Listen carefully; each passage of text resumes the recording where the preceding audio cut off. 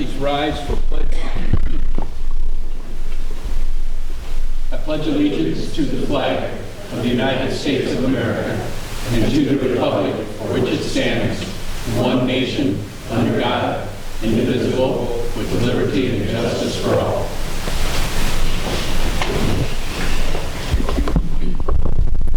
Roll call, please.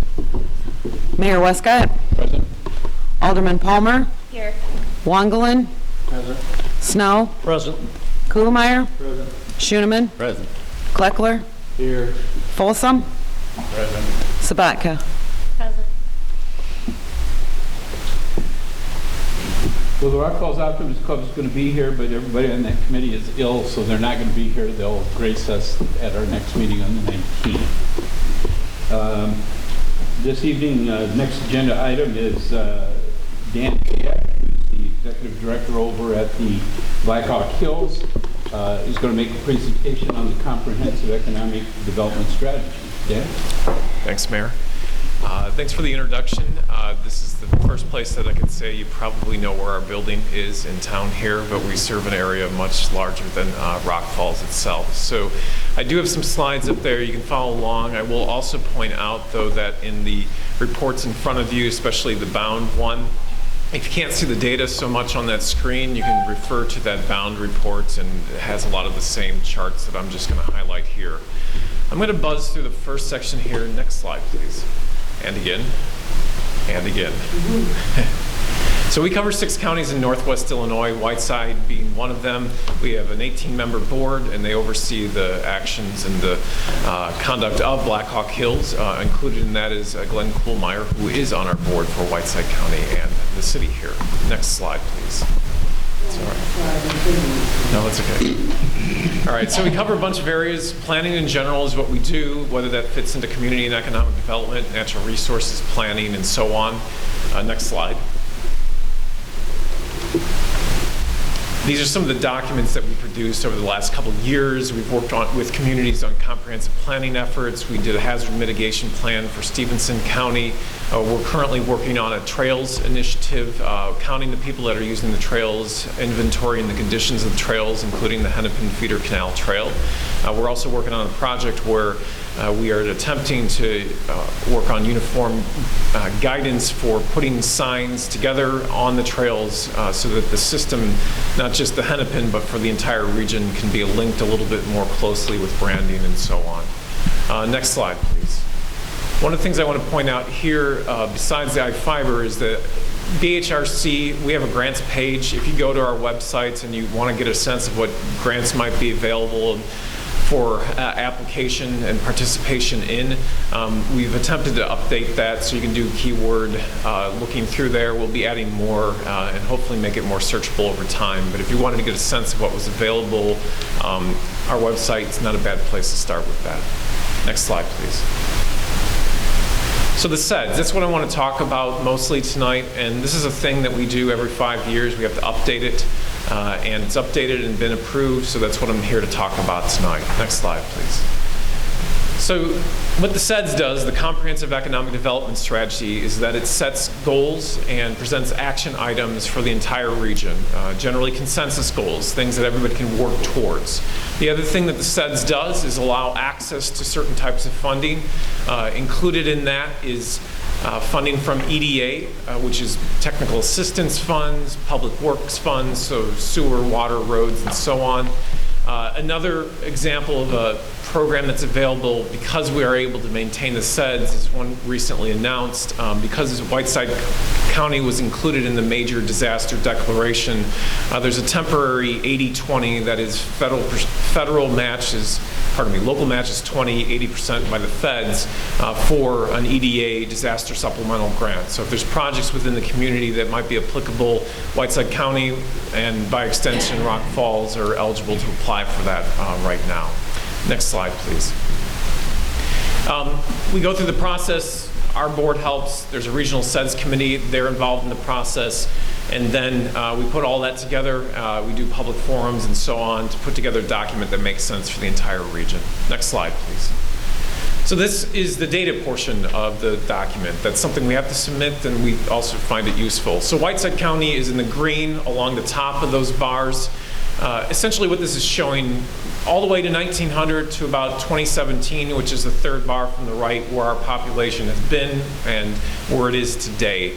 And essentially, we saw most of the counties in northwestern Illinois peak out in population in the 1980s. There was a tiny bit of growth in Ogle County, but even since the 1990s, everybody has been on a downward trend. And that's important to note because that impacts your ability to have civic functions, hire people for the jobs that are out there already today.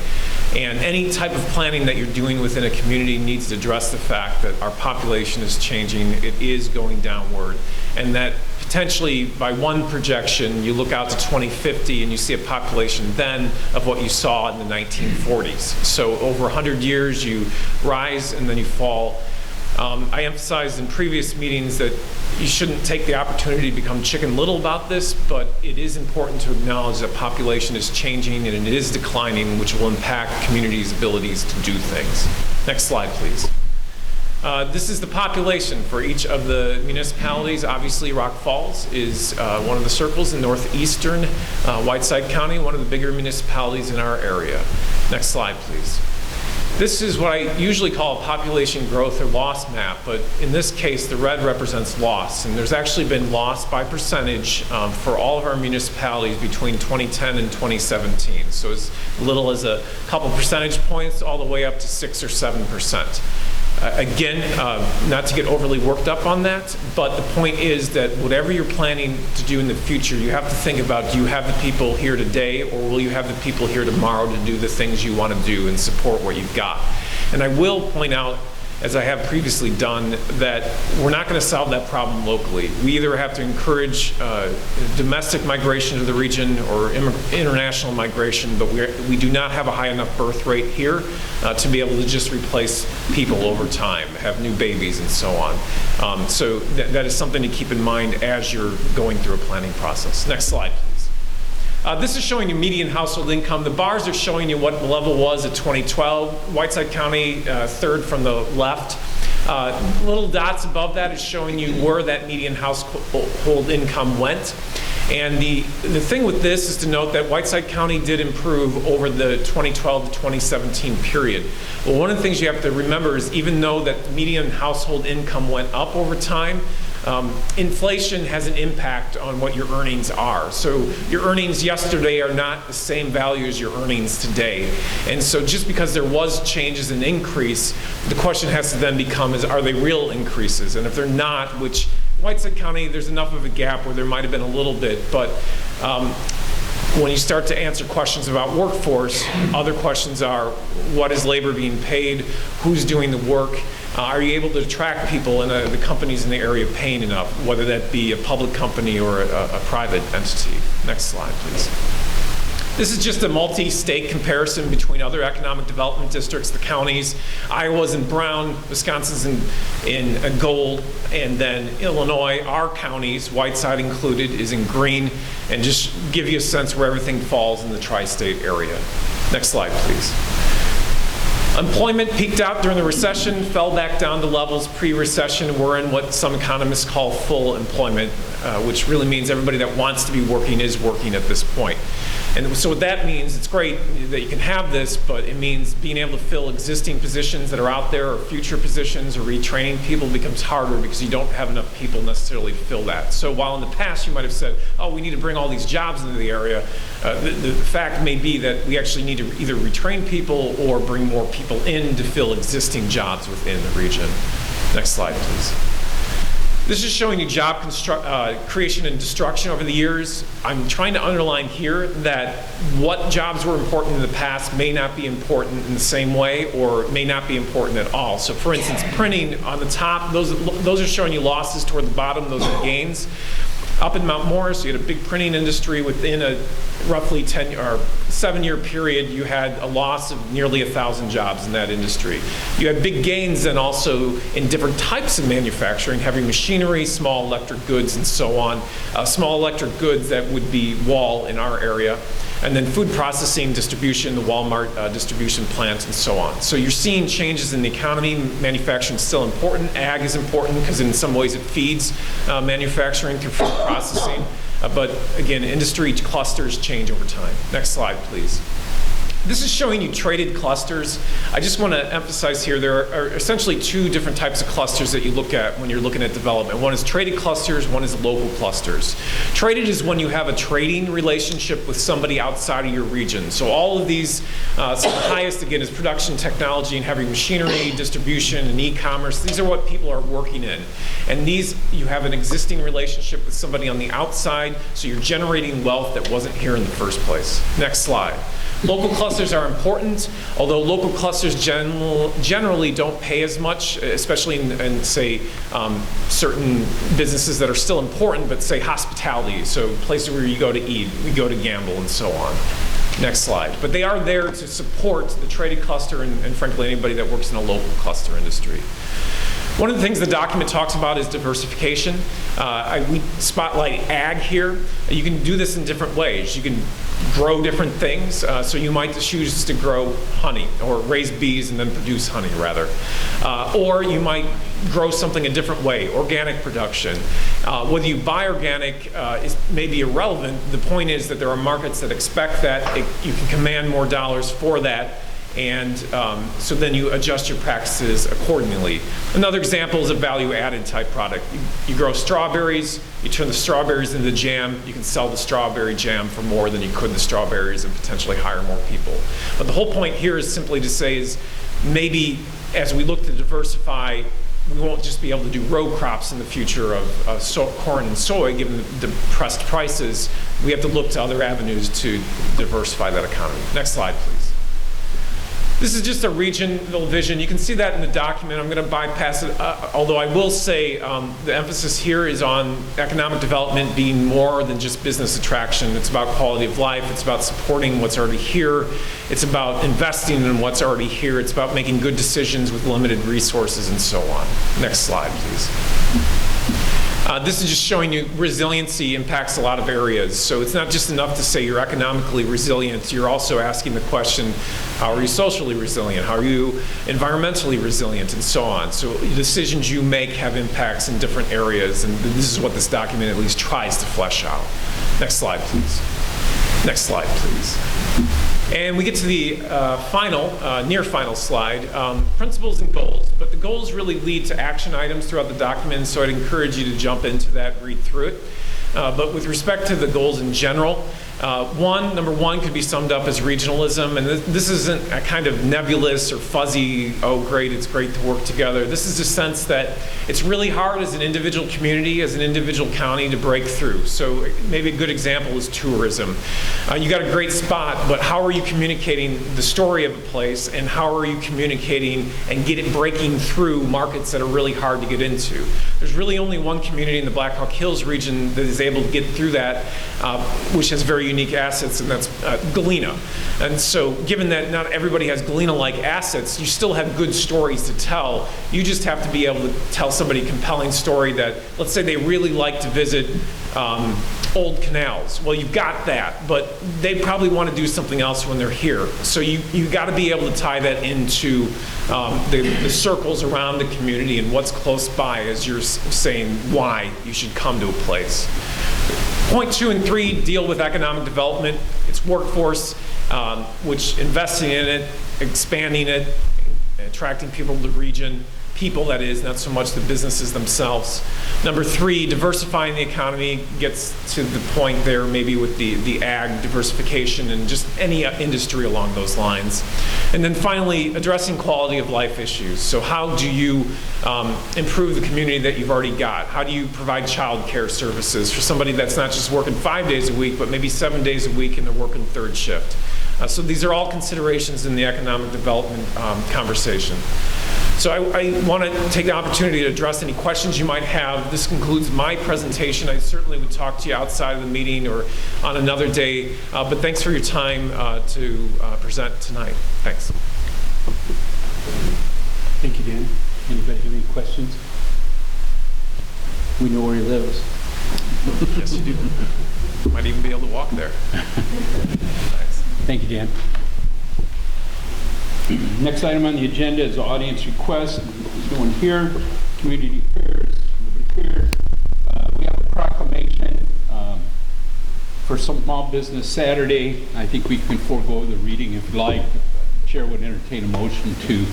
This is Small Business Saturday will be November 30th, and every year we pass a proclamation of support for the businesses in the community. So if somebody would so move to accept the proclamation. Second. Mr. Snow, Mr. Folsom. All those in favor say aye. Aye. Passed. Next item is the consent agenda. There are 4 items on the consent agenda this evening. Does any members of the council wish to have any one of those items removed for individual discussion? I wanted to ask a question on the emergency response team. Down at the bottom on, I'm trying to find it, on 21, it says that we have to have more insurance. Is this going to cost the city more, or is this insurance that we already have on the guys? Do you want to pull this off, Bill, so that we can talk about it separately? I thought, yeah. Okay, very good.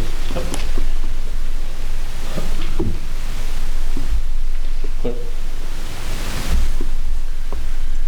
Consent agenda item number 1, approval of the minutes of the October 15th, 2019 regular council meeting. Item number 2, approval of bills as presented. Item number 3, refer petition requesting rezoning of real estate from Liberty Baptist Church to the Plan Commission Zoning Board of Appeals. Thank you, ma'am. Chair to entertain motion. So moved. Second. Motion by Mr. Schoeneman, second by Ms. Snow to approve items 1, 2, and 3 on the consent agenda as read. Any further? Roll call, please. Alderman Kleckler, Yes. Folsom, Yes. Sabatka, Palmer, Yes. Wangelin, Yes. Snow, Yes. Kuhlmeier, Schoeneman. Aye. And Mr. Wagley, now to your point, in regards to item number 4, you had a question on page 21 of the document. Is that right? Document number 21, it said something about $1 million and a $300 million. Is this a policy that we already have, or is this going to cost our city more to? No, that's our limits and stuff that are already present in the insurance that we have. It's just outlining what they are limit-wise. Yeah, I'm just curious whether we're going to have more expenses. Okay, Any other questions?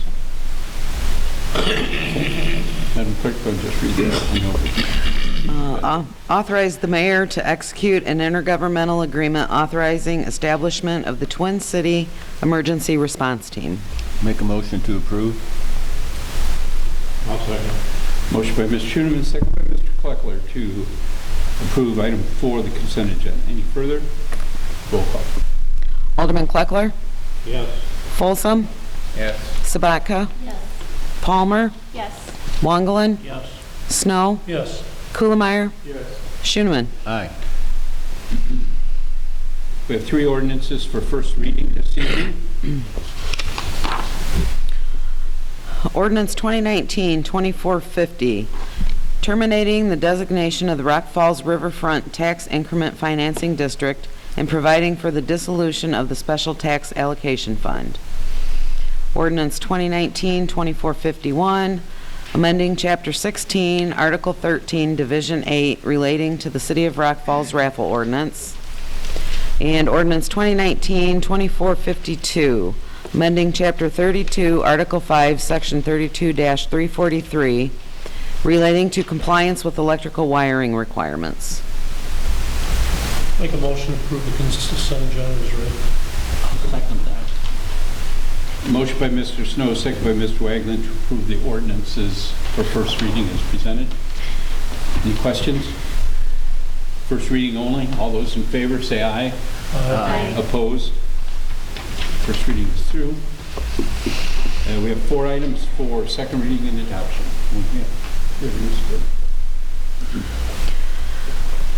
Ordinance 2019-2446, amending the zoning ordinance of the City of Rock Falls regarding cannabis business establishments.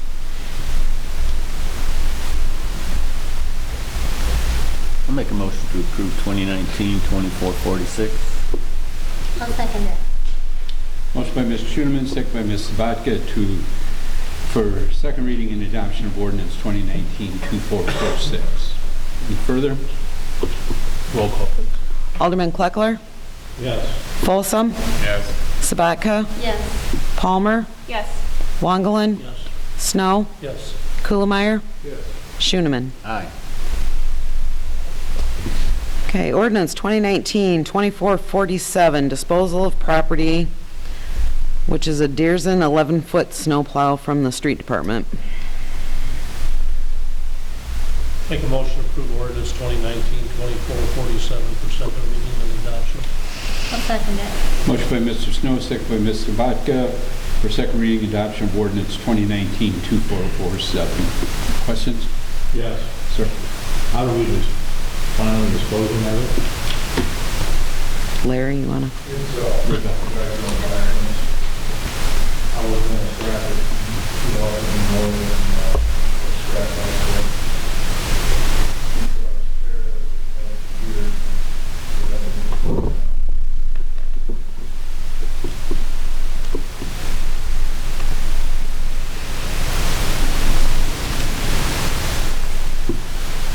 Satisfied?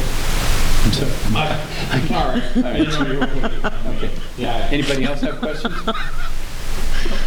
Hearing none, roll call, please. Alderman Kuhlmeyer, Yes. Schooneman, Aye. Kleckler, Yes. Folsom, Yes. Sabatka, Yes.